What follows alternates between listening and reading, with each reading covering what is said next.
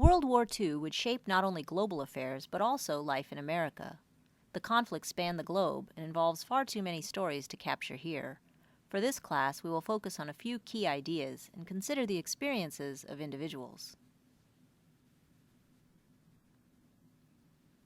Adolf Hitler was elected to power in Germany in 1933, just as Franklin Delano Roosevelt became President of the United States. Hitler drew upon the frustrations of the German people, who had struggled financially under the economic strains of the 1920s. He used these frustrations to fuel his visions of a grand German empire. His visions were also based on a violent plan of genocide in which Jewish, gay, and other groups who did not fit his racial ideal would be murdered.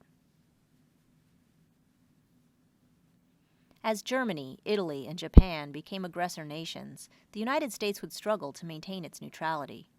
Passing a series of neutrality acts beginning in 1935, the nation would try to declare itself impartial in the conflict.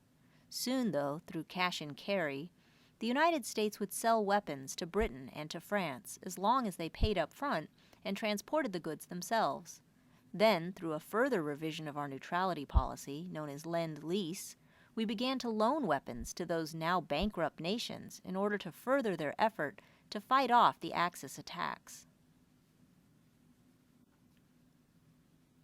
The United States would enter the war only after the December 7, 1941 attack on Pearl Harbor, in which over 2,000 Americans lost their lives. The surprise attack carried out by the Japanese shocked the United States into action. Almost immediately, the government began mobilizing for the war effort.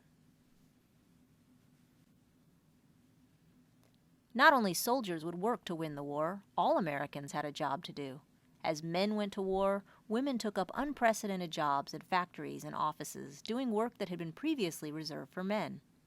In this famous propaganda poster, Rosie the Riveter was presented to American women, still feminine and attractive even as she performed mechanical work. Other women served in military auxiliary units, the Navy's Waves, the Air Force's Wasps, the Women's Army Corps, and the Women Marines. African Americans would also serve in the war effort in unprecedented ways. Although the armed forces would remain racially segregated through the duration of the war, the Tuskegee Airmen were the first African American military aviators in the United States Armed Forces. America's involvement in the war would have dramatic consequences. It would be vital to the surrender of the Axis powers and the end of the war in Europe. After the sudden death of President Roosevelt, Vice President Harry Truman would take over and would make the decision to drop atomic bombs on Hiroshima and Nagasaki, ending the war in the Pacific. During the war, the federal government had expanded dramatically. The number of federal employees was 4 times as large as it had been at the beginning of our involvement in the conflict. Federal spending hit astronomical rates, much of it through lucrative contracts that went to large corporations. But the war would also have a profound effect on individuals. It shaped their views toward race relations, toward global affairs, as well as other matters. In the second part of this lecture, you will be introduced to a resource where you can explore those dimensions of the war.